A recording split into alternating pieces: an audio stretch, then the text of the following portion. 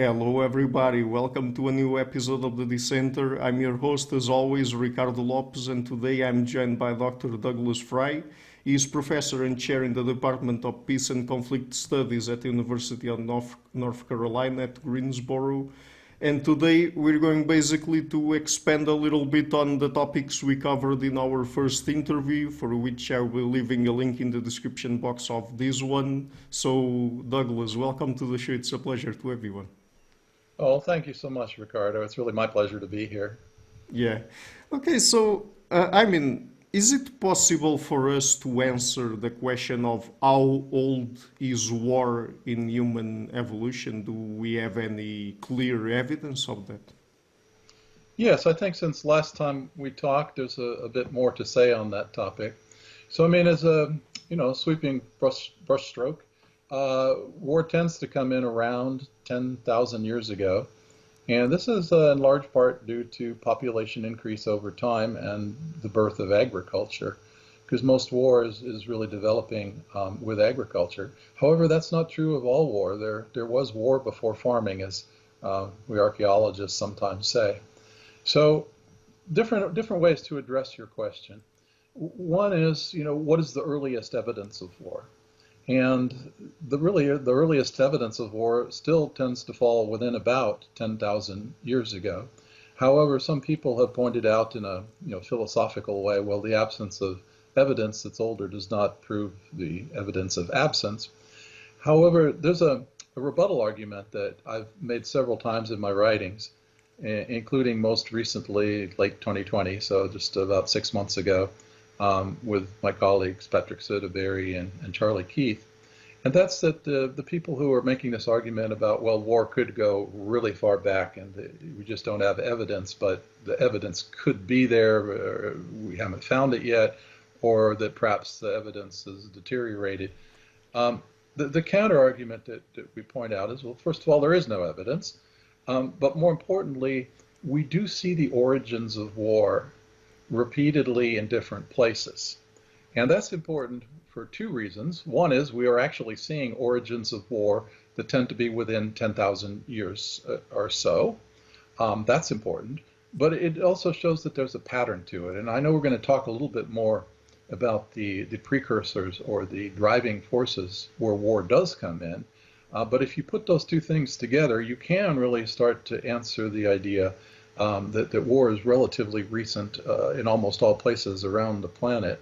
So let me just share a couple of examples of what I'm talking about and try to make it a bit more real for us all here. To open the file. Okay, my mistake. I see what I was, obviously it's my mistake. I see what I was doing. Yeah, no So problem.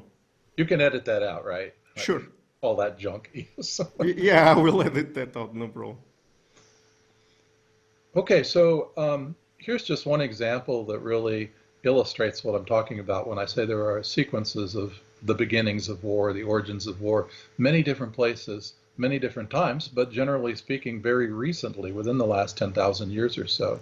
And this is a sequence from Kodiak Island where Fitzhugh did a very careful study of it. And if you look at this for a minute, you see that the housing types starting about 7,500 years ago were portable or non-permanent.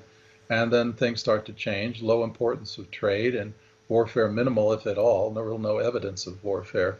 But we go down to the last couple of boxes here, and you see that gradually things change, trade starts to become a little bit more important, and at 2,600 years or so before the present, you see the first use of defendable landforms, and minimal then sporadic warfare. And then by the last 700 years to 200 years in contact is when contact occurred more or less, defensive villages and endemic fighting, high importance of trade, permanent housing has been there for a couple thousand years. So that's just one of many sequences that you could look at from the same article here. David Dye, an archaeologist, has written a book and some articles looking at all of Eastern North America. And again, with a sweeping generalization, but based on numerous archaeological sites, he points out that, beginning about 13,000 years ago for 5,000 years, there tends to be basically nomadic foragers and evidence of homicide and so forth. And then social complexity starts to come in. You get segmented, non-egalitarian, tribal-like foragers, settlements appear, trade develops, and there's some feuding and raiding for, again, this time about 4,000 years. And finally, we get down to the third overall pattern scheme here in the sequence, and wars definitely appears, and it's sometimes quite violent and nasty. You now have villages and towns, some palisades for defense, chiefly society, so there's a hierarchy with a chief involved. Farming has come in, so there's that key element. Alliance system, long distance trade, domination, and tribute paying. So again, a sequence from, again, North America, but the other side of North America, speaking of a huge area this time. But let's look at the Valley of Oaxaca, since we have this table here also. Again, the facts are a bit different, but the pattern is very similar. So the archaeological record is very good, going back 10,000 years for the Central Valley of Oaxaca. And there were basically nomadic foragers, nomadic camps, and warless societies for 6,000 years. And then some things started to change. Again, we see the similar pattern. Village life begins, social segments arise, but that goes on for 1,000 years without too much fighting. And then we get, interestingly, all shown clearly in the archaeology, 3 chiefly centers who are in competition with each other, and they're spaced out across this large Y-shaped valley, separate from each other with so-called no man's lands between them. And you get raiding and chiefly warfare. And in fact, in this particular sequence, one village was sacked and burned. And the survivors of that attack relocated to the top of these mountains, which are in the Central Valley of Oaxaca, right there in the center. And this became this very famous and very beautiful archaeological site, Monte Alban. So I imagine some of your listeners have actually been to Valley of Oaxaca and gone to this archaeological site. It's very impressive of early Zapotec. But at this point, when you get the development of a state, which is what's developed there, you get full-scale warfare.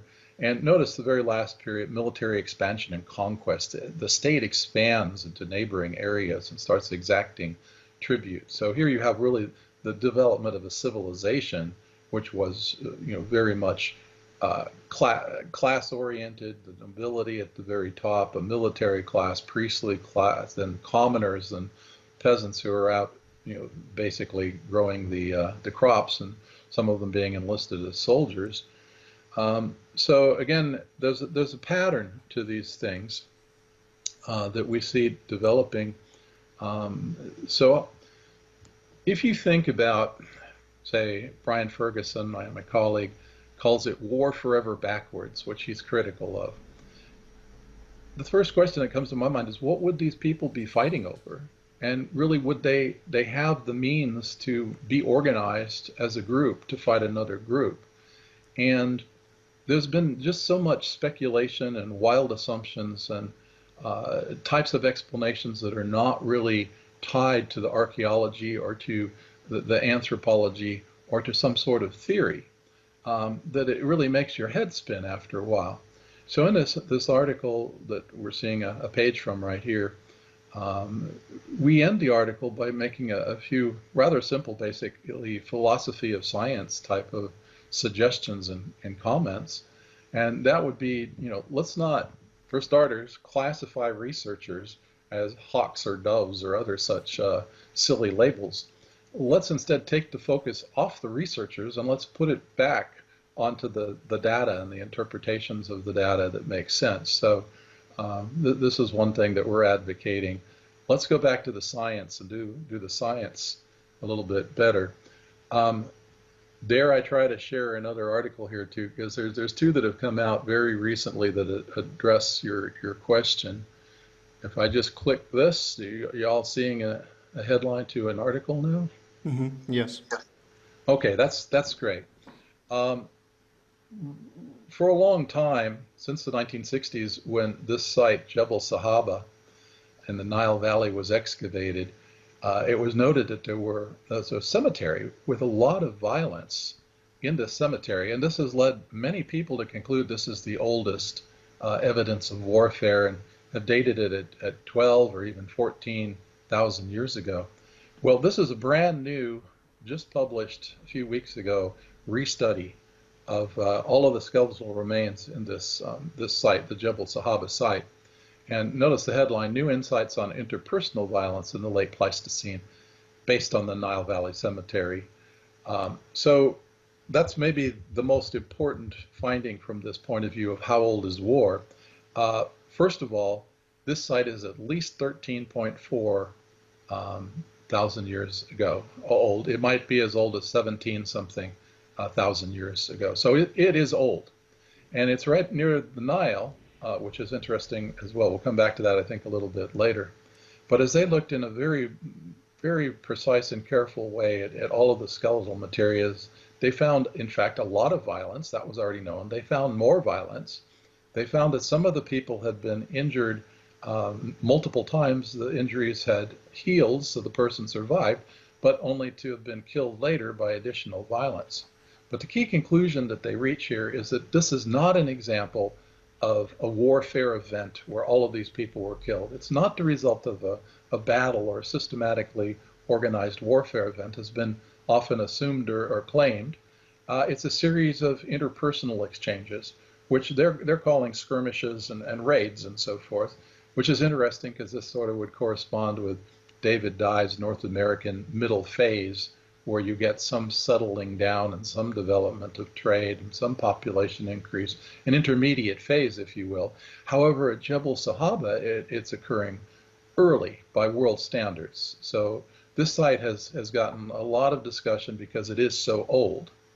And it's a bit interesting also because it has a cemetery. That's pretty atypical for such an old site.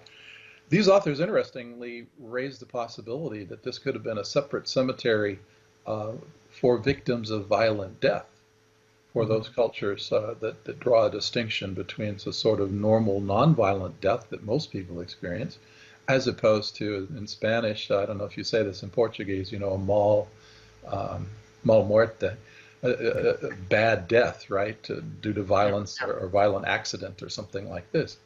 So anyway, there's still some questions here, but the big answer, as far as I see, is okay, this pretty definitively shows that war was not occurring at Jebel Sahaba as we talk about war of group on group. It's not one battle.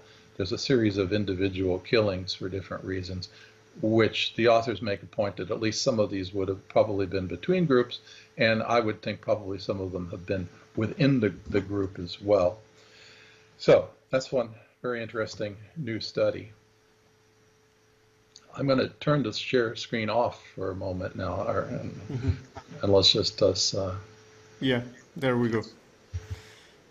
Okay, so about those two articles, let me just ask you one question. So, is it possible for us to say that there's a sequence of steps that societies follow for them to start warring against one another? I mean, for example, by looking at those articles, there are some aspects that, came to mind, like, for example, the fact that we have permanent settlements, that that the population increases, that we have hierarchical societies and accumulation of resources, and then, basically the ones at the top of the society are able to mobilize people for war. I mean, does this make sense? Yes, you're actually going right to the heart of it, Ricardo. Sort of a good summary. I'll elaborate just a little bit. Again, as I see it, you sort of have the two paths that can lead to war ultimately, and one through the agricultural route and the other through basically development of chiefdoms in complex hunter-gatherers. And the pattern, as you say, you get these constellation of features.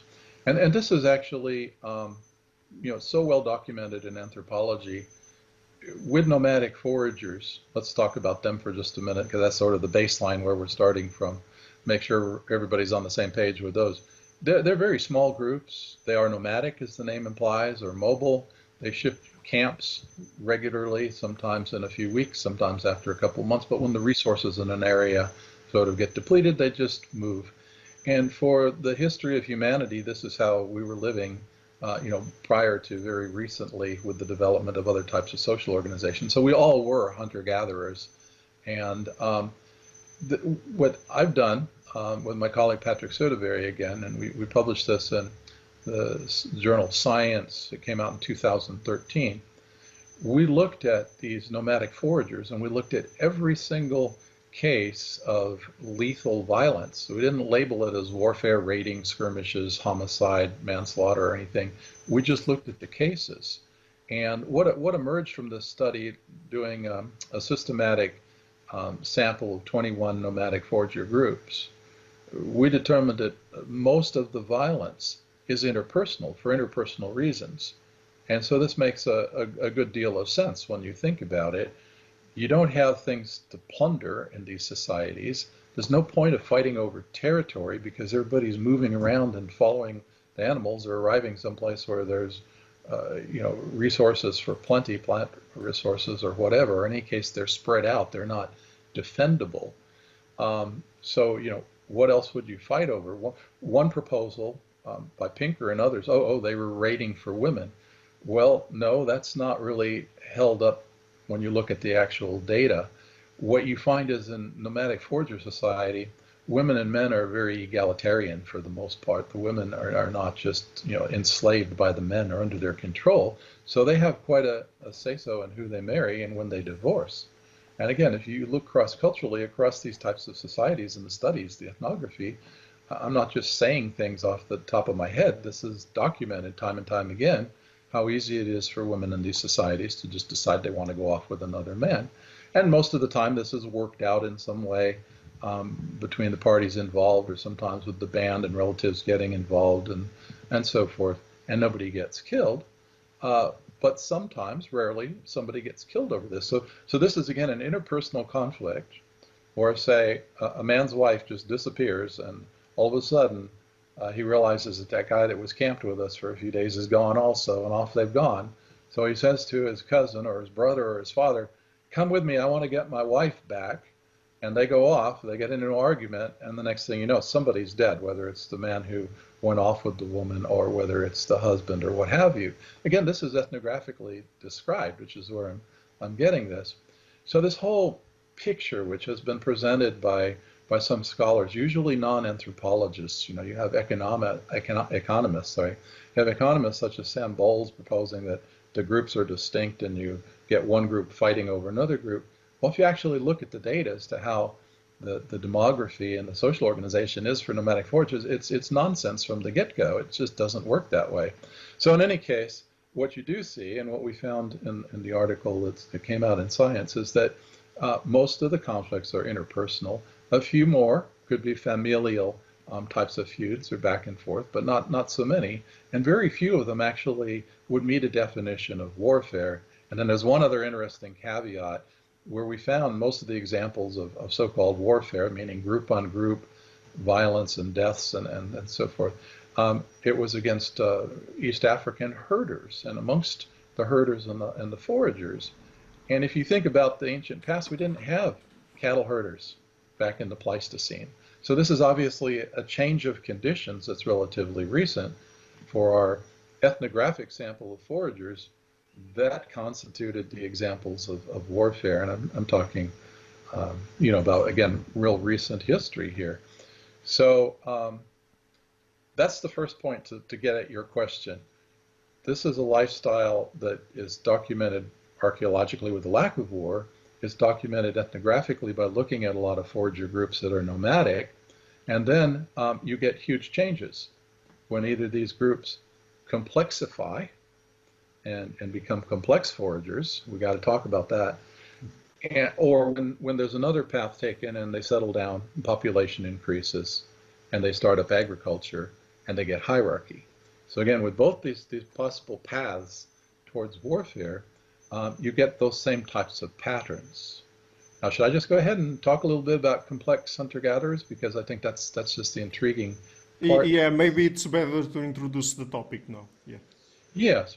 So it's exactly like I say, what we've been leading towards on this path of the war before farming. One of the most intriguing findings that our group came up with was that this almost always occurs next to an aquatic resource.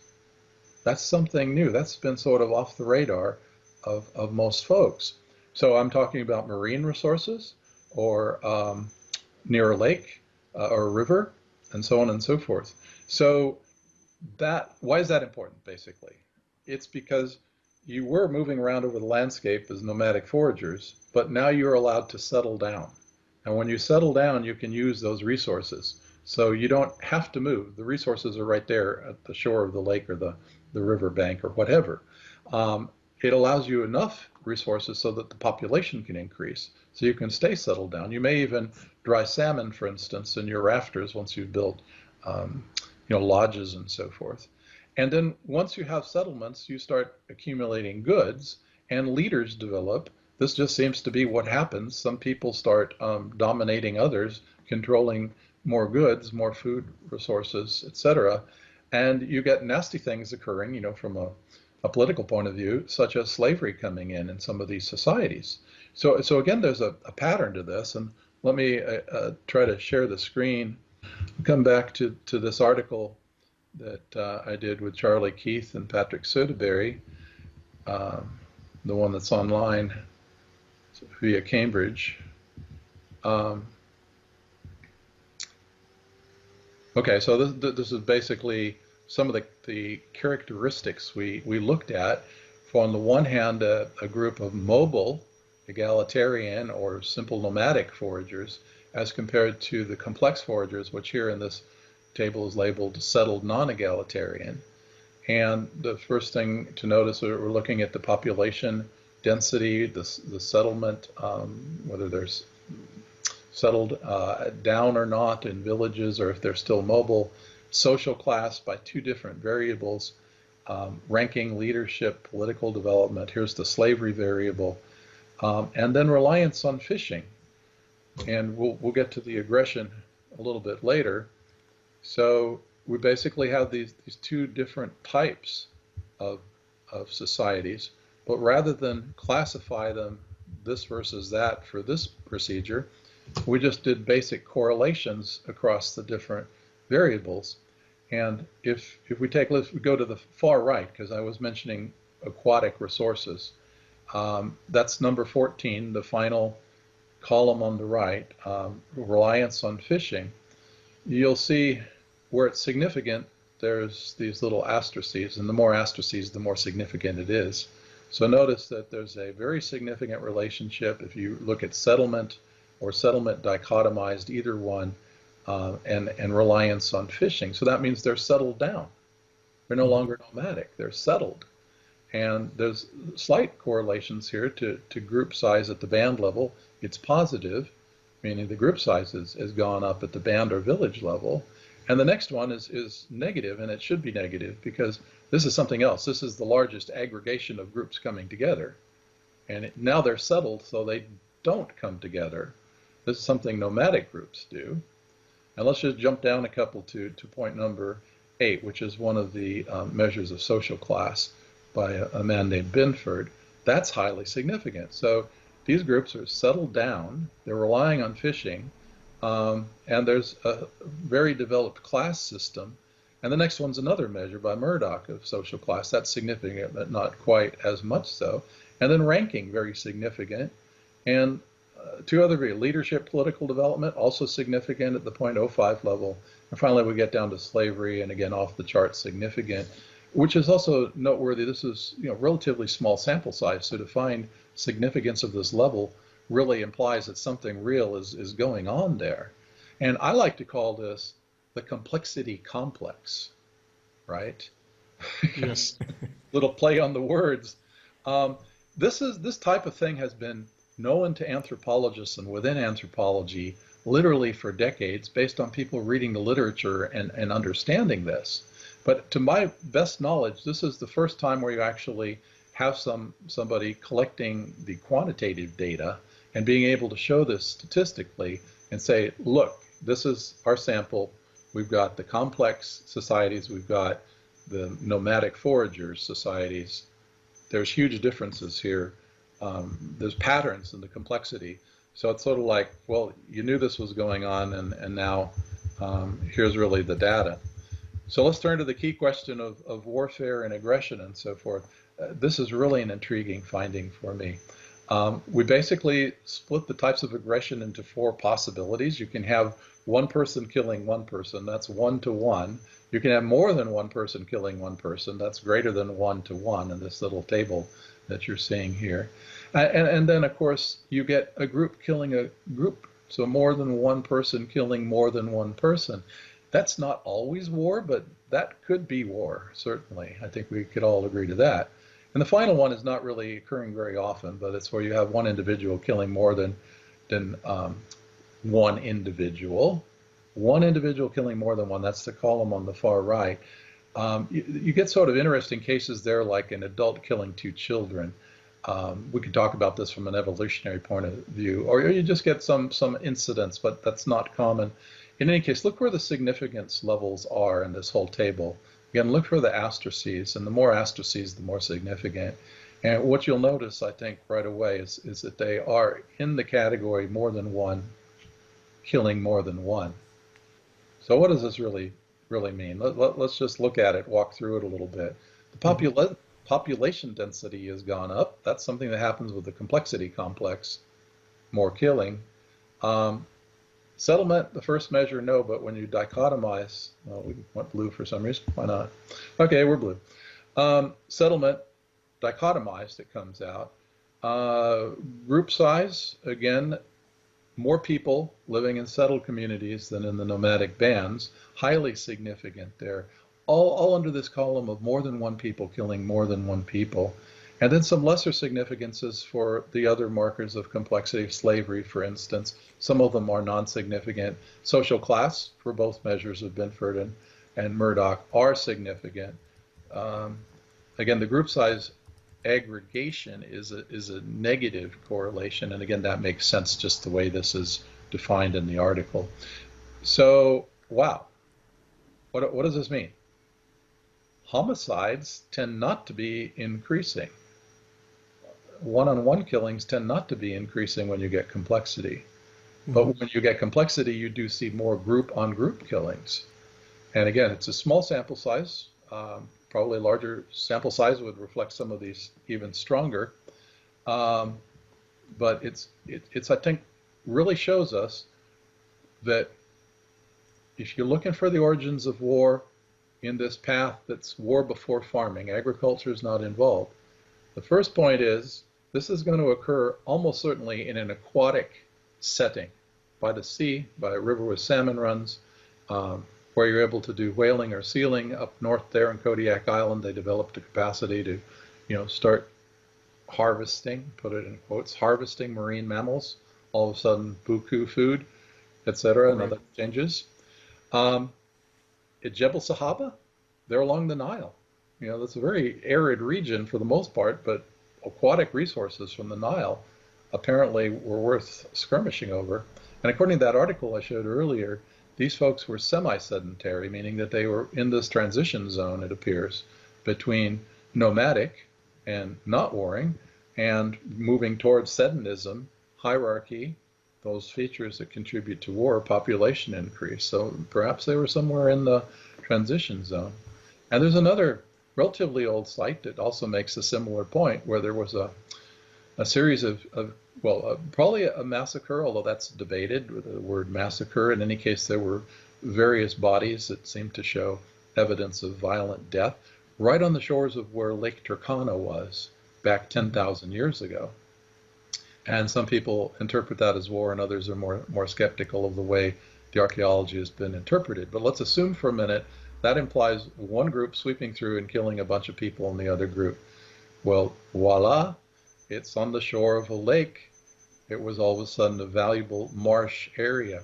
Now, at first, when I heard about this other site on the shore of Lake Turkana, I thought, well, okay, it's near water, that makes sense, but was it really worth fighting for? It's a big lake with lots of valuable...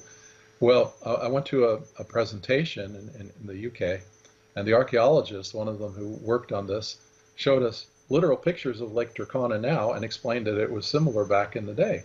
These were sloping dirt, no vegetation, it's so dry, sloping work, 45-degree angle or steeper walls just going into the water.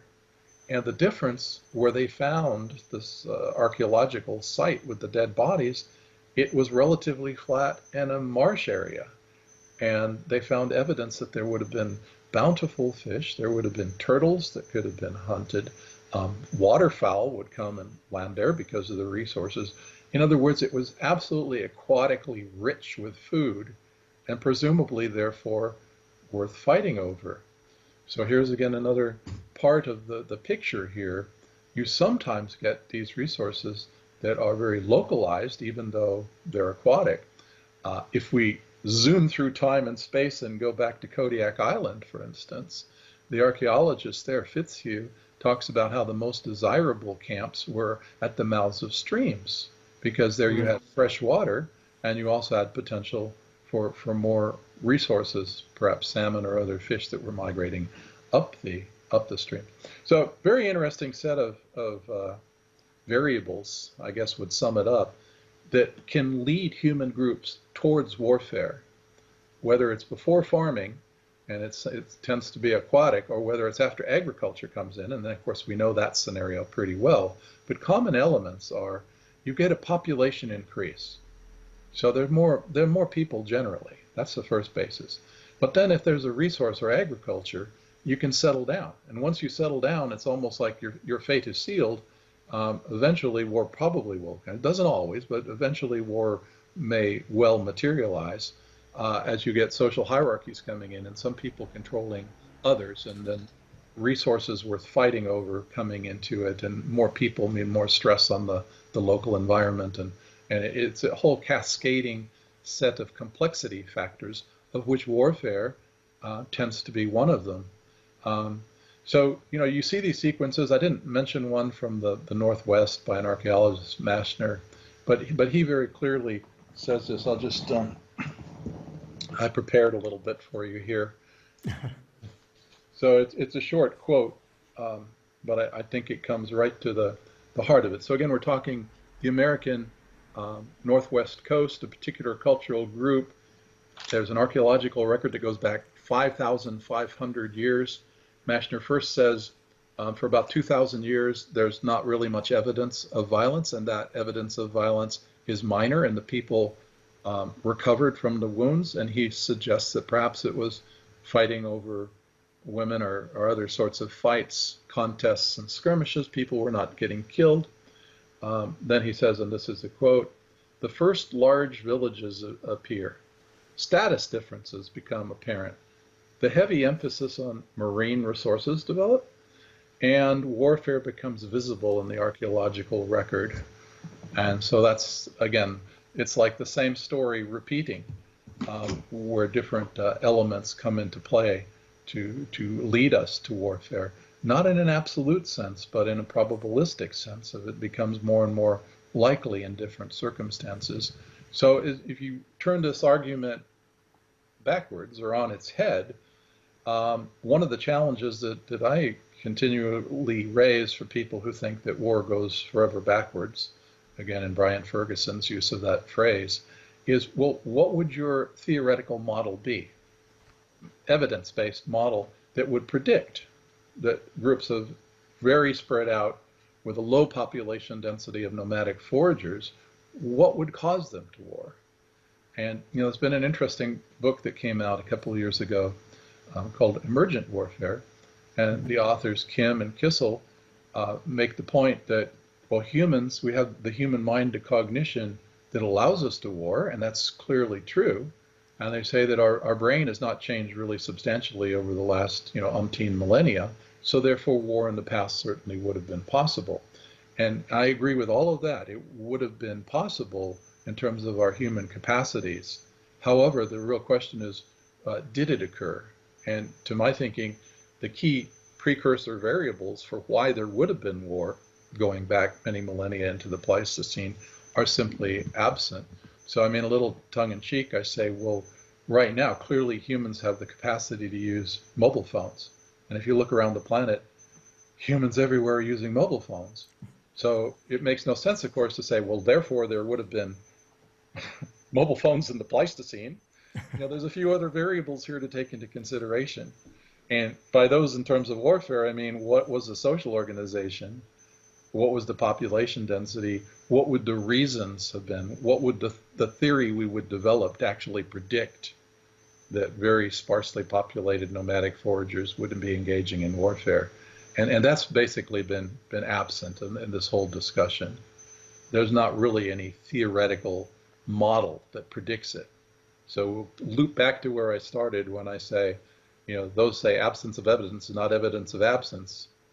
So the first counter to that one is, of course, well, look at the sequences. You see war developing, origins, plural, origins of war in different places and different times. Now I'm arguing you can see the patterns to this with complexity, whether it's agricultural complexity or social, what I'm trying to say, complex hunter-gatherer, war before farming type of complexity. We're filling in the pieces here as to when war is predictable and it's recent. So, yeah, I mean, if you had those conditions, which you generally don't, but if you had a localized population density that gets higher and you do have the settling down and rich resources, there's no reason war could not have occurred, say at, let's be specific, Jebel Sahaba. Maybe they were headed in that direction, but we have no evidence that that happened. But what we do have evidence is that war really tends to come in worldwide no later than about 10,000 years ago. So that's where we are. So I think you see what I'm saying. I'm raising the challenge to people. If you want to develop, if you want to say that war is really old and it's part of human nature and it's been with us forever and that's just the way we are, well then let's be good scientists about it. And I return to the history and philosophy of science discussion. Let's look at the evidence and construct a model that would predict that, and then look and see if we have any evidence to support that model. Yeah, okay, so let me ask you another question. And since we're talking about the origins of war, is there anything, I mean, any archaeological approach that we can resort to be sure that a particular death was caused by war? It's a little bit tricky. In some cases, no. Say you just find an isolated skeleton and you find an arrow piercing the skeleton, and you're left with that nagging question as to, well, is this a homicide? Is this a hunting accident? Is this a victim of a war or a feud? And in some cases, you can't answer that. It's just an open question. And I guess before we were having our formal discussion, you mentioned this really great article by Brian Ferguson, Pinker's List. And just, one of the highlights there is Brian goes point by point on some of the cases that Pinker assumed were warfare, called them warfare. And this is one of Brian's points, that you cannot just assume when you find one or a couple skeletons, maybe buried together or buried separately, that have signs of violence, that it was warfare. So let's go back to your question, though. When can you presume it's warfare? And again, it's not an exact science in most cases, but sometimes it's pretty clear. Say you find a battlefield site, and you find all sorts of weapons of war, and you find all sorts of injuries, and you probably find almost everybody there is a male. And that sort of indicates there was a battle here, right? And okay, it's probably not a hunting accident, in other words. Another case is to look more generally at how the population is situated on the environment. So we know from the past discussion, if you get settlements, you might suspect that there could have been war more likely than if you just have nomadic forager reflections in the archaeology. But then remember the Kodiak Island example I showed just at the first, that you have, when you start getting more permanent settlements, you get at some point defensive sites. For example, promontories that go out on the sea that are protected on at least three sides by the ocean. Another classic one is up on a cliff as opposed to down on the beach. There's cases of this in archaeology that shows defensive sites. Then, of course, looking towards the American Southwest, we had cliff dwellings. So if you have defensive sites and or fortifications, that at least indicates that warfare was present in that population. So then when you find certain injuries, you can bear in mind that this might well have been warfare. Multiple deaths at the same time that all show violence. Okay, again, it could have been feuding, but again, you get other clues, contextual clues, if you look at the archaeology sometimes that can lead you towards a feuding type of model as opposed to a warfare model. So again, think of the Jebel Sahaba very recently published study I just showed you. They reached a conclusion that this cemetery site that altogether has 61 individuals represented. That's a little new. There used to be, I think there were 59. Now they think there's 61. More careful study, in other words. And there's so much violence represented in this population that they conclude it occurred at different times. Sometimes just one person and then another person. And there are a few burials with a couple of people. I think one has 3 or something like this, whatever. Yeah, they might have occurred as a group of an ambush or a group killing of 2 people or 3 people. So their overall conclusion is, no, this is not war, but this is some sort of skirmishing, raiding violence. Interpersonal violence is the term that they're using. So I think I've sort of addressed some parts of your questions there. Sometimes we can tell better than other times likelihood that this is this death here, the skeleton we're finding, was a lone victim or was part of a war environment and might have been a war victim. Mm-hmm. So let's get now into perhaps the most important part of this interview. Let's talk about peace, social systems, but I mean, in terms of the societies that do not engage in war at all, are there any traits that they share? Particularly, I mean, we've already talked about some of the social factors that drive war, the ecological factors as well. But what about cultural aspects? Are there any cultural aspects that characterize peaceful societies? Yeah, great question. Thank you for asking that one.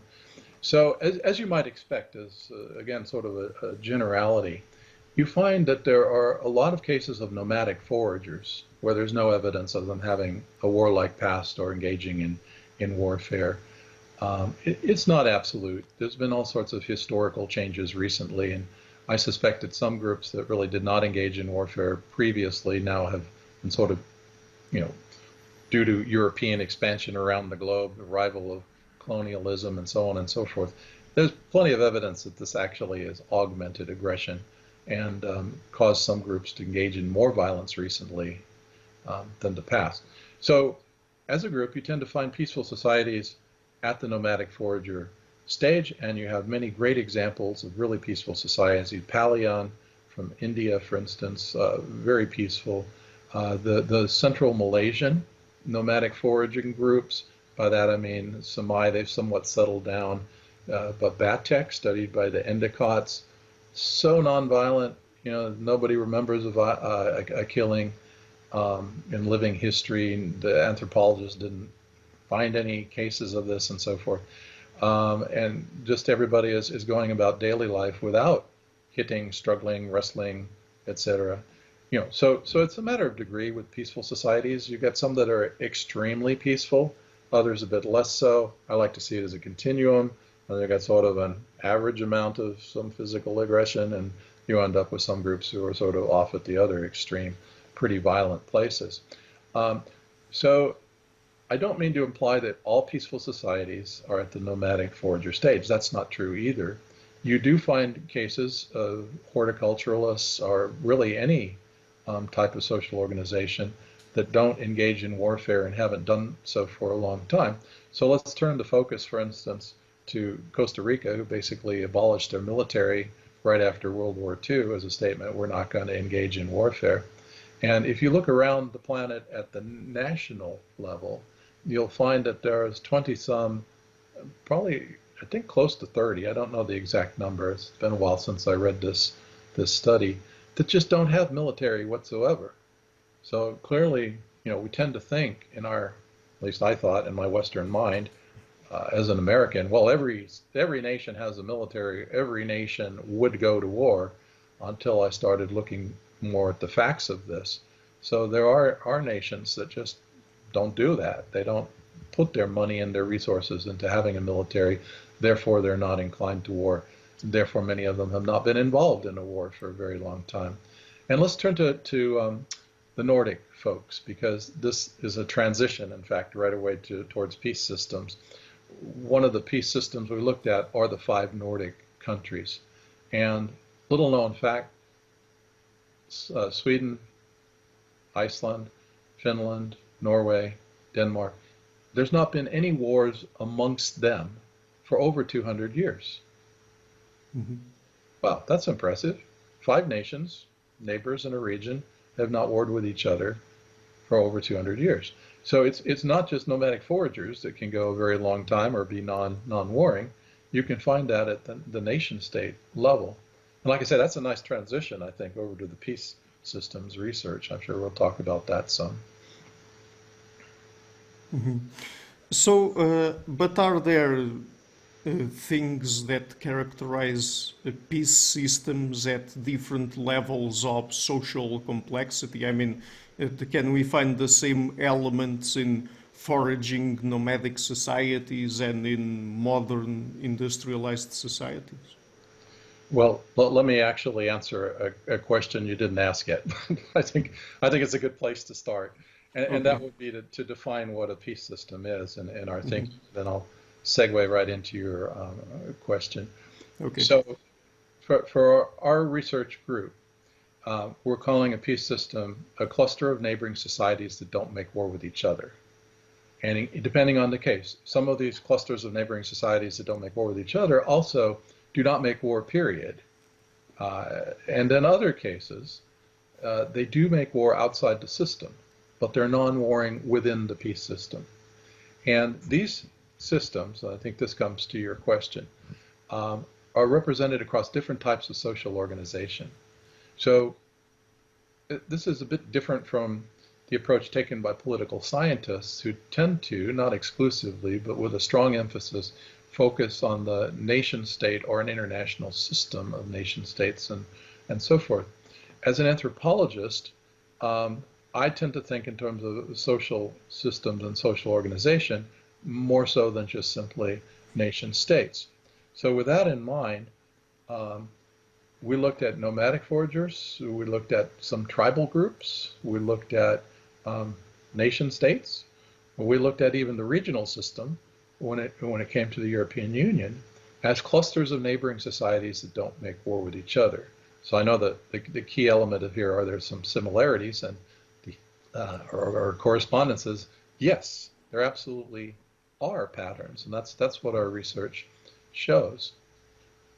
So let me give you a couple of examples to hopefully make this a little bit more real. Now let me first introduce our team, so to speak, because this is, I think, important to acknowledge that this is a group project, this Peace Systems research program. First of all, my wife Genevieve Suyak and I have worked on it and have sort of been the theoretical base to look at peace systems and figure out what they are and see how they create and maintain peace. But we've been working also in close coordination with a more general project out of Columbia University called the Sustaining Peace Project. And our colleague Peter Coleman is the director of the Sustaining Peace Project at Columbia University. And then we loop in Larry Leibovich, who's from CUNY, as, well, he wears different hats. At one point he was an astrophysicist, he's definitely a physicist, and he's also in a psychology department at CUNY at the moment. And then I really want to acknowledge my former students from the University of Alabama at Birmingham, UAB, for being involved in this project and doing a lot of the interacting with us older scholars as younger scholars to really design the methodology and come up with a way to address peace system research. And then, of course, to gather a lot of the data and code the ethnographic and historical data. So it's really a group effort. So I just want to be clear. This article has come out. It's open access, so anybody watching this could easily find it. And it'd be great if you could put it, when you post this, into the link. It came out in one of the science, one of the Nature family of journals. And I'll brag about it for just a moment here, and then go on with the substance. And it's 5 months old as of today. It came out January 18. This is June 18. And in 5 months, it's achieved being in the top 1% of all the articles reviewed by this allometric tracking system. It's tracked almost 18 million articles, and nicely, Peace Systems has found its way to the top 1%. Now, I did not see this coming, right? This is like, whoa, that's great news. Yeah. But, again, to digress and just enjoy this accomplishment for a little bit, I think that really shows the interest that people have in this peace system idea and the implications that it has for us on this planet today in terms of solving some of the many of our problems, from global warming to pandemics, to step back and say, wow, these peace systems do exist. They show certain commonalities across systems. If they've been created before, they can be created again. So, this economist and peace scholar, Kenneth Boulding, passed away some decades ago. But, before he went, he left us with the little witticism that whatever exists is possible. So I remember that, and I like to apply it to peace systems. What we're showing in this article, peace systems do exist. They exist at the foraging level. They exist as tribal systems. They exist as nations. They exist even at a regional level, again, with the EU. So they have been created, and therefore we can expand this, and we can learn, I would say, a great deal about how to create systems where the units involved, the social units involved, work cooperatively with each other. And ultimately, over time, the possibility of going to war literally becomes unthinkable. And that's just interesting to read in some of these descriptions. The idea that I lived in Finland for quite a while, the idea that Finland would attack Sweden or that Iceland would attack Denmark is just unthinkable. It's absurd. The early United States is another one of our examples as a peace system. And I mentioned in the article as the example that, the fact that Colorado and Kansas would go to war over the water rights, this is absurd. It makes no sense. So there's a wonderful quote by, former President Harry Truman saying just that they would go to the Supreme Court of the United States. They'd go to court now. It's absurd to think about two American states in the 21st century going to war over something like water rights or some boundary dispute or any other reason no, it's just unthinkable. So I just want to really emphasize that point. The social systems we live in, whether they're global, regional, or within a large country that has different sub-elements, we can either emphasize our differences, which unfortunately is happening a lot these days in the United States and in some other places, and make those divides. Or what the peace system research shows is you can do everything to the counter and emphasize the commonalities and the need to cooperate and the needs to work together. And you can emphasize how we are united and how we have a union. And hence you come up with European Union. You come up with a Nordic peace brand. Yeah, that's right. They're working on their own peace brand. I love it. Yeah, that's very interesting. But I mean, what are the mechanisms through which peace systems are maintained? I mean, are there aspects of how different nations, different tribes establish relationships with one another, some cultural elements that play an important role in maintaining peace? Yes, and let's just put as a little tag here, maybe we'll come back to it. We look at some peace systems and we just see here they are, this is how they're functioning, and that was the main purpose of our article. And then one of the article reviewers said, it'd be really intriguing to know how these things come about. How do these peace systems originate? That's sort of a very important, different question. So we went back and we tried to revise a little bit and give some hints as to what that might be. So maybe we can come back and talk about origins versus features. Let me again try to share the screen here just for a minute. I just purposely got rid of that table we were looking at. This is the article. I'll just show the top of it here to begin with. societies within peace systems avoid war and build positive intergroup relationships. So that's the focus of this article, not so much the origins, but getting down to the tables is where I want to go. But what are the differences between peace systems and non-peace systems? I'll go down one more. Give a table that's hopefully to the heart of your question. So what we ended up doing, rather simple social science model of we found our selection, our so-called treatment group, if you want to use that terminology, of peace systems. Mm-hmm. And they are diverse. This is all in the online material for the article that lists what these systems are. But then we did a random selection of a comparison group. So what you're seeing in this table, again, to the heart of your question, is we have a relatively small 16 number selection of peace systems or subsample of peace systems compared to a larger group, about 30, in fact, exactly 30 non-peace systems.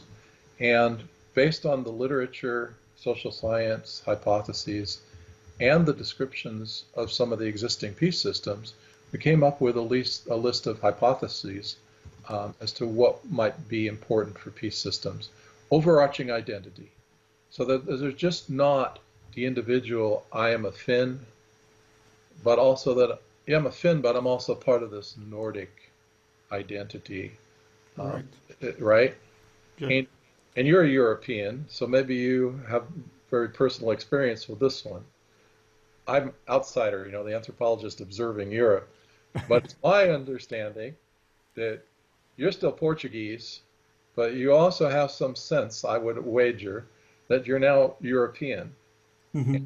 I taught a lot of you saying, mm-hmm. Thanks for agreeing. Yeah, but it's right, yeah. Yeah, but I mean, this is huge if you step back from it. The idea of developing an overarching European identity, which is going on, and the longer Europe is in existence, the more this will come into place and be meaningful. And again, let me make reference to my own country, the United States, as an example of the overarching identity, which Americans just absolutely take for granted now. And that is, when there were the 13 original colonies and then they became the 13 original states, they didn't have that overarching identity. History shows that Georgians looked at themselves as Georgians, New Yorkers as New Yorkers, and sometimes there were conflicts, and even militia came out on the boundaries of those early states a few times over things like fishing rights. There weren't wars, they didn't go that far. But one of the main concerns of the founding fathers, of the Federalists, was that the colonies, now that they're free from England, would end up fighting with each other and things would all go to hell. And that's actually one of the motivating features for founding the United States. And now we're on overarching identity. Of course, everybody in the United States understands they're a citizen of this larger entity. Many people feel, okay, I'm from this community, this is my hometown, or at least I've lived here a long time, right? And then, oh yeah, I'm a North Carolinian now. I've been there 2 years, so I'm in that psychological adjustment period. I've lived in so many states, I'm not the best example of this, but people who have been born and raised in a state, they really can strongly feel, I'm California, born and raised. There's a few of those, you know what I'm saying? But also I'm part of the United States, so there's multiple levels of identity. And so when we compare this overarching identity, the larger the number, the stronger it is, basically on a little scale. I'll show you that in a second. So notice it's a 3.6 versus a 2.25. Doesn't seem like a big difference, but it is highly significant on our scale. Here I'll show you, we just did a simplistic set of codes, none, weak, moderate, or strong, or in a couple of cases, none, few, some, many. So hence you're able to rate the descriptions of the peace systems and the non-peace systems, rate them for particular variables like overarching identity, come up with different values, and then see if they're statistically significant. So without going into such detail for the other ones, I'll just mention interconnections, whether they're economic interconnections or historical interconnectedness or whatever, was another variable that came out very significantly different between the peace systems and the non-peace systems. Interdependence, feeling that mutual connectedness or dependency is something else that came out. Again, these are all in the same direction. Lower when it's a non-peace system, again, highly significant. Non-warring norms and values, in a way that's sort of two things put together. But notice this is very strong. This is almost a 4, which would be strong for peace systems, whereas it's less than moderate on our scale for non-peace systems. And then as an anthropologist, norms and values are reflected culturally through the way we hold ceremonies, the symbols, flags, for example, any number of things like this, myths, legends. So here again, there's a difference, and it's significant. Now, 2 of our predictions did not come out significant, 2 out of these 8. But let me jump down. Peace leadership, again, significant. So there's more peace leadership or the peace systems than in non-peace systems. The ones that didn't come out are interesting, did not come out significant. Superordinate institutions. This does relate to social organization. I have an explanation for this one, just looking at the cases and so forth. You have some peace systems that are more complex socially than others, European Union, nation states, and so forth.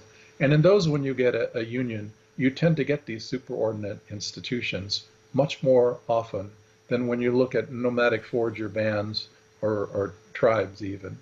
Although with the case of the Iroquois, a tribal union, they did have a council, an intertribal council, so they did have a superordinate. So there's only a few exceptions to these things, but the overall pattern is that I think the more simpler forms of peace systems, the social organization, sort of watered this down to the point where you see a difference, but it's not quite significant.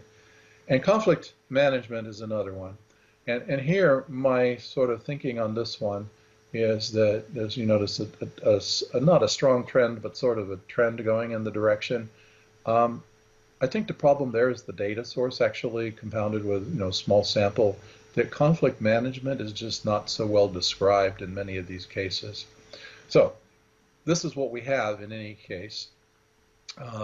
These, to the heart of your question, are what we found from variables we looked at were really more developed in peace systems than non-peace systems. Mm-hmm. But are you able to say that any of these mechanisms has a bigger impact than others? I mean, do you have any scale there, perhaps? I think this is an important question because perhaps that could help us trying to set a list of, guidelines for modern societies to establish peace systems. I don't know. Yes, absolutely. Key question. And so let's look. One sort of very rough indicator is to look at the significance level. And see the most significant, many of them are significant. Most significant ones are interconnectedness and here non-warring norms and values, although these are also very significant. So that's sort of crude, right? You look at peace leadership, it's significant, but not to that degree. Okay, just keep that in mind. I'm just going to mention in passing here, you can look at the article for more details. There's also the reverse pattern when it comes to the opposite. Ethnocentrism, no, that didn't work out for us, but warring values and norms and war myths and war leadership and so forth, they show the opposite trend. Notice these 3 are significantly different, but this time the higher values are for the non-peace systems. So I just want to make that point. Mm-hmm. When you have a peace system, it doesn't mean there's no war elements to it. They can coexist, but right. It seems to be a flip-flop pattern, if you see what I'm saying. Okay, so on to your question. We'll scroll down to table 4 here in the article. Larry Leibovitz and his student did some fancy, they call it random forest importance score. And this is a machine learning technique which they were able to apply to the data. And in this particular case, you use some of the data. I'd studied this at the time and could probably have explained it pretty well in January, but 5 months have passed, so I'm a little bit rusty on it. So we describe it in the article what random forest is, but fundamentally, the program uses the data to make predictions using many points of data as opposed to just one. And when the computer, the machine learning, processes all of this through, you get scores that are important in terms of relevance to each other. They don't necessarily have an absolute importance, if you see what I'm saying. So, Yes. in other words, point 2 is about twice of point 1. And non-warring norms, to answer your question, comes out as substantially higher than all of the other variables here at a point 2. And then, at least to my very rough way of looking at this, draw the lines where you want to. But the next three are rather similar to each other, if you see what I'm saying. They're closer to each other than they are to a point 2, for instance. And notice we've got then the non-warring rituals, non-warring values, security interdependence, which is worth talking about. And lo and behold, this one that was not significant over in terms of comparing the two groups, superordinate institutions, does emerge as a 0.08. So here it just sort of trickles on down slowly. Here's a bit of a jump for peace symbols and conflict management. So what's most important? Wow, interesting. Norms. And Genevieve Suyak, my wife, who's part of this project, is very happy with this because she's the one who said you have to include norms in this whole thing. We have to, of course, include norms in this from her background in political science. And norms had escaped me, so we put norms in there, and lo and behold. So see, they're the most important. So I have to take my hat off to her for doing that. But if you step back, norms, rituals, values can be part of a complex of what's important in society. Values, very, very succinctly defined, are the principles by which we live our lives. And we're all busy living our lives. We don't think about that. But, the perverse social scientist in me reminds myself the principles that guide our lives. Yeah, values. So if we have peace values, that's important. If we have war values, well, that's important in a different way. These are very different clusters of values, and norms fit into this whole thing as to the rules, right? Norms are the rules that guide our behavior, what you really should do. Those societies that are complex and have a whole legal structure, well, the legal structure is more formal, and you can punish people or reward people depending on court decisions and so forth if they obey the laws or they don't. But norms are softer, but still very important. And many societies don't have a formal legal structure. They rely on norms. So when someone, for instance, a young Australian man who has all the testosterone flowing and sees some very attractive women in a different band, and one by one seduces a few of them, and they have wonderful sex, everybody else comes down on him and says, but those are your classificatory sisters. You can't have sex with them. They're not biologically related or not closely, you see what I'm saying? But according to the norms of the Mardu, the group in question here, he's not allowed to have sex. Now he's a young person full of himself, and he protests and he argues and he tries to turn it into a good old academic debate. They wanted to have sex with me, and all the arguments you could come up with, and got him nowhere. So finally he accepts that he's going to be punished, and he just takes his very thin Australian little shield and goes out to a clearing. And sure enough, some of his biological brothers and classificatory brothers, other guys, in other words, about his age, come out there and they turn clubbing him. They're not trying to kill him. They're giving this punishment because he not only broke the norms by having what would be considered incestuous relationships with these classificatory women, but he did not have a good attitude about this. He didn't bow down and say, oh, yes, I was wrong. He tried to argue that it was okay. So anyway, he got a good beating. Life was on. Life goes on. He's still in the group, you know what I mean?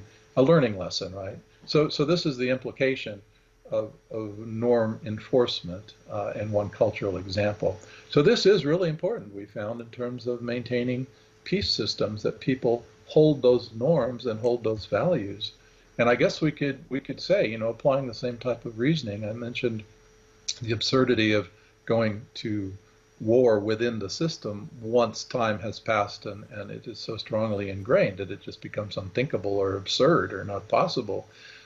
That's a reflection of a norm. We don't make war. There's not necessarily a law among the Nordic countries or among the former example, the Iroquois. There's no law that we don't war.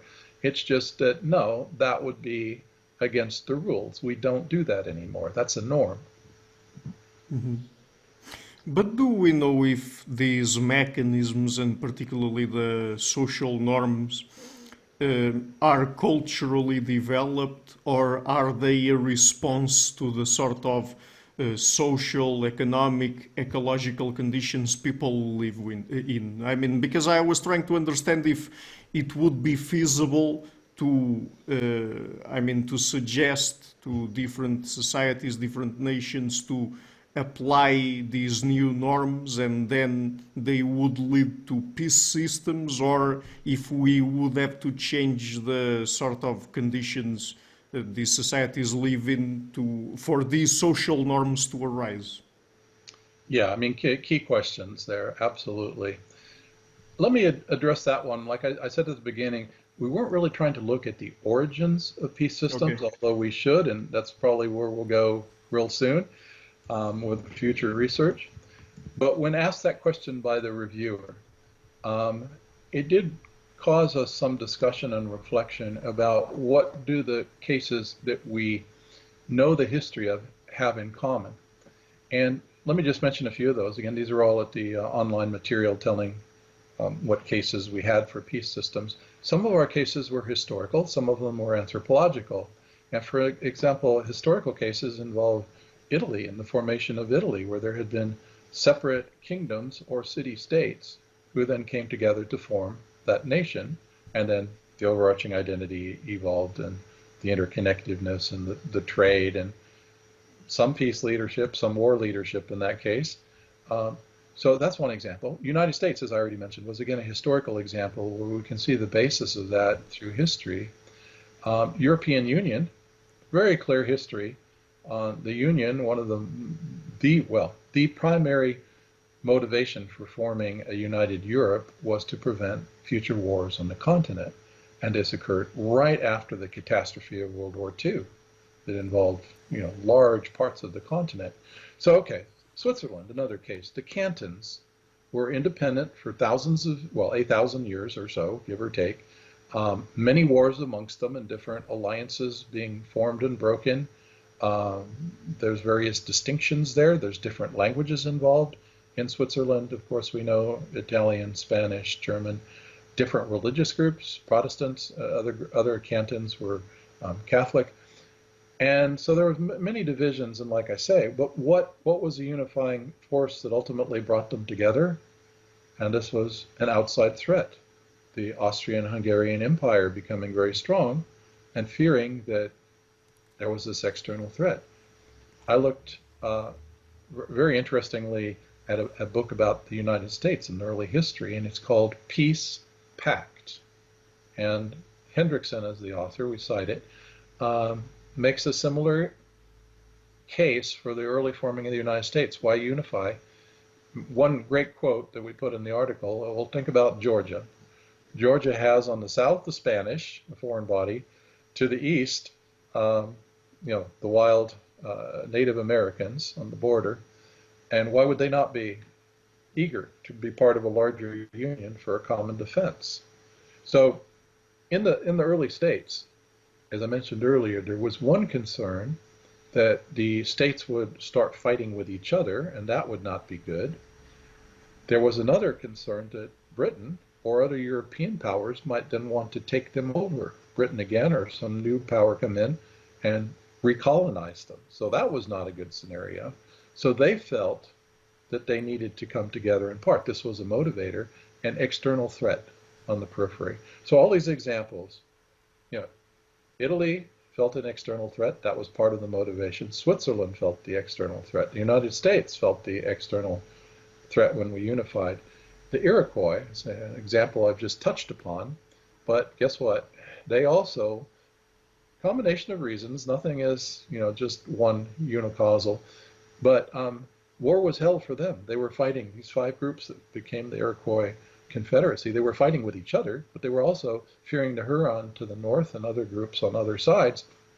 So by coming together, they formed basically a solid core. They felt more secure. So you see this pattern emerging of an external threat being, at least in some way, a motivator. The European Union, again, same idea. The war was over, but here the threat was, would there be a future war that would be even more destructive of society? There's also the positive, the carrot aspect of it. We could develop a much stronger economy and it would be better for everybody, and this is the way to go, and so on and so forth. So the point is that we now on the planet have external threats. But what we don't necessarily have is the same type of external threat. What we have is instead climate change, which is affecting all of us. And we have literally using our oceans as garbage dumps or cesspools and just pouring so much crap and pollution in there that, it's going to kill the marine life. Our fisheries are dwindling. I don't want to prolong the doom and gloom scenario, but it's very real. It's a very real threat, and we must acknowledge this. So in terms of how Genevieve and I have theorized about peace systems, is that they allow the countries to be more secure and to cooperate together to form a union above the subunit level, strengthen numbers, so to speak, but not just in numbers, strengthen an ability to cooperate and address common problems. So if you're looking at global warming, or you're looking at pandemics, which don't respect any boundaries, obviously, and pollution of our seas, again, it doesn't respect any boundaries. It's a global problem. It's just imperative that the people and the nations of the world now work together to solve these problems. So this is our type of thinking, and we'll be writing a book that explores these implications in much more detail as quickly as we're able to do that. But off the top of my head, so to speak, in response to your question, we see the motivation, at least in some of these cases, was partial motivation, was the standing enemies at the border, and if we come together, we can solve that problem. And so here we have the enemies at our global border, but in fact, they're largely human-made problems. So, to quote President Kennedy, these problems are man-made and they can be solved by man. Well, this is an avenue through peace systems where I think we can really address and solve some of these problems. So I also like to use this analogy, of rearranging the deck chairs on the Titanic. If we don't come together regionally and globally and understand that our fates are all linked together, then we really are just rearranging our deck chairs and even worse, squabbling with each other about which chair goes where. In other words, the many conflicts that we're still engaged with, when in fact we should, as humanity, as a united peoples on the planet, really be working for our own survival, for our very human survival. So, those are the big implications. And I have to think and hope that, the reason that the article has gotten so much attention is that other people are seeing this implication. We tried to spell that out to the degree that you can in a scientific article. But anyway, I'm happy to discuss other aspects of this as you have other questions or whatnot. Yeah, by the way, do you know when could that new book you mentioned, when it could be coming out? Or? Well, one thing, unfortunately, because it might be a good follow-up to this interview then. Thank you for that. I'm very happy to come back, and maybe we can coax Genevieve to be part of it as well. Okay, so I was going to say one thing that regrettably I've learned as an academic is however long I think it's going to take me to do something, I have to double or triple it. So that's especially the case. I've been a chair now 7 years, 2 different universities. I'm on 7th year of being a chair, so that slows me down anyway. So I'm placing my money on Genevieve as being the one that's going to be doing a lot of this writing. We have an outline, 12 chapters. That'll probably change. We sort of know where we want to go with it. We've got some material written. So if I say 1 year, then you know you got to triple it to 3 years, or at least double it to 2 years before it's done. But I really think this is such an important issue, and Genevieve does as well, that we're really going to try to put this at the top of our list, just to get a more fleshed out, thorough discussion of peace systems. And what we're hoping to do is really to explore these implications, as I was just talking about, as to why peace systems are important for human survival. That's like the central idea here. And instead of organizing it in terms of discussing different peace systems chapter by chapter, we're thinking we'll take these different elements of peace systems and explore them in a more chapter by chapter basis, and be able to say much more about, say, overarching identity or about peace leadership than we would just in a short article like this, but basically expand in different directions. And then another interesting way to go is, of course, this origins question, what really does prompt them. I've obviously given some off the cuff or sort of the obvious observation here that this external threat idea applies. So one thing we're thinking is to expand for the book a discussion of ecological threat of different types, not just climate change, but maybe some more local threats that different regions have felt, again, as a motivator / possible region for origin or a connection. Again, the principle is when a group of neighboring societies feel a common threat or see a common necessity, or more positively, see common benefits of uniting and forming a union and working together. It's not all negative. It can also be positive. Then we want to explore all of these things basically in the book. Mm-hmm. Well, okay, so perhaps let's continue our conversation when the book is out, and by then probably I will already have new questions and we can explore in more detail some of the ones I had for today. So just before we go, where can people find you on the internet? Of course, I will be leaving links to the articles discussed here in the description box of the interview. Yeah, that'd be great.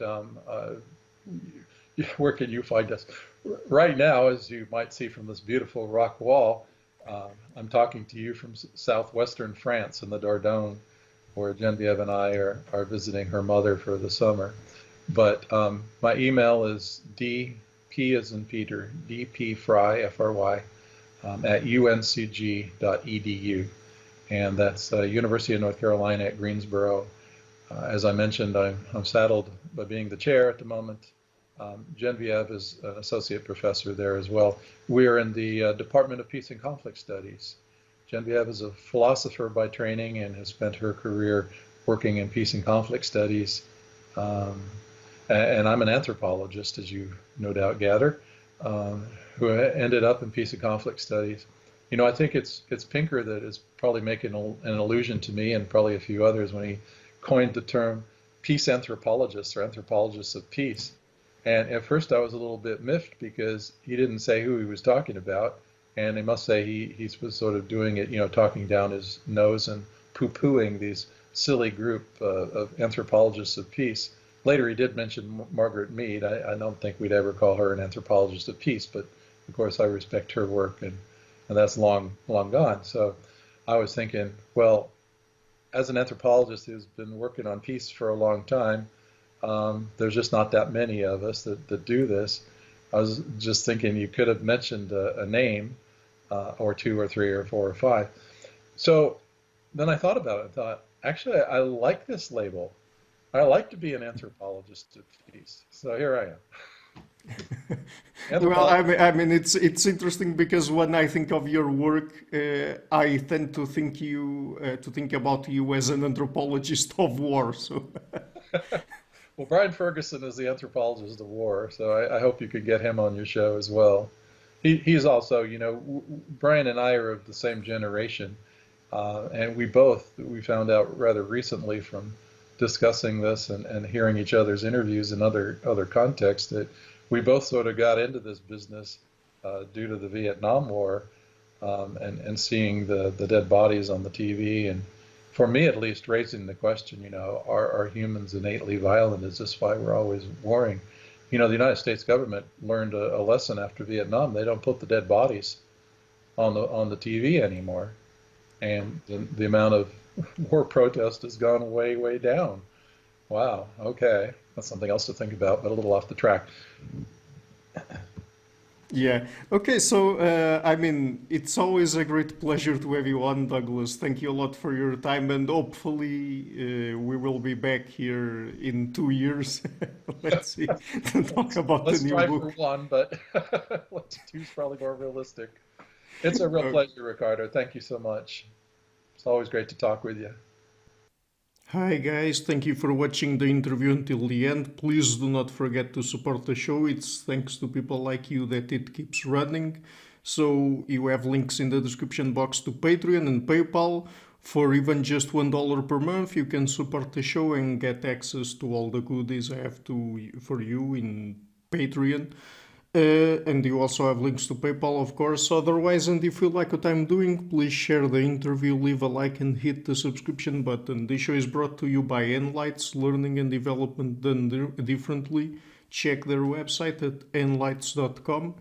I would also like to give a huge thank you to my main patrons and PayPal supporters: Karen Litzka and Blanchett Perlager Larsen, Lau Guerrero, Francis Ford, Hans Frederick Sunda, Ricardo Vladimiro, Craig Healy, Adam Castle, Olaf Alex, Jonathan Wiesel, Jacob Klinkby, Matthew Whittingbird, Arno Wolf, Tim Hollis, Eric Alenia, John Connors, Paulina Barron, Philip Forrest Connolly, Jerry Mueller, Herbert Gintis, Rutger Vos, Bo Weingard, Rebecca Newberger Goldstein, Dan Demetrio, Robert Windiger, Rui Inácio, Arthur Coe, Zoop, Marco Neves, Colin Holbrook, Susan Pinker, Thomas Trumbull, Bernardo Seixas, Pablo Santurbano, Simon Colombo, Jorge Spinha, Phil Kavanagh, Corey Clark, Mark Blythe, Roberto Inguanzo, Michael Stormir, Eric Neumann, Samuel Andreev, Tiago Nunes, Bernard Ugni, Alexander Dunbauer, Omari Hickson, Fergal Cusson, Evan Bodrenko, Al Herzog, Don Ross, Jonathan Librand, Oslan Bullitt, Nathan Nguyen, Stanton T, Samuel Correa, Eric Hines, Mark Smith, J.W., João Eira, Tom Hummel, David Sloan Wilson, Yacila Dez Araújo, Eden Solon, Roman Roach, Dmitry Grigoriev, Diego Londoño Correa, Tom Roth, Yannick Punter, Adana Rusmani, Charlotte Bliss, Miran B, Nicole Barbaro, Adam Hunt, Pavel Ostazewski, Max Bailby, Nelek Bach, Catherine and Patrick Tobin, Al Ortiz, Guy Madison, Gary G. Elman, João Linhares, Lida Cosmidi, Saima Afzal, Adrian Yegi, Nick Golden, my producers, Izar Webb, Jim Frank, Lucas Stafiniak, Ian Gilligan, Sérgio Quadriano, Luís Caetano, Tom Venegnam, Curtis Dixon, João Linhares, Benedict Mueller, Vega Guidi, Sardas France, and Nirvan Balachandran, and my executive producers, Michelle Rugieski, Rosie, James Pratt, and Matthew Lavender. Thank you for all.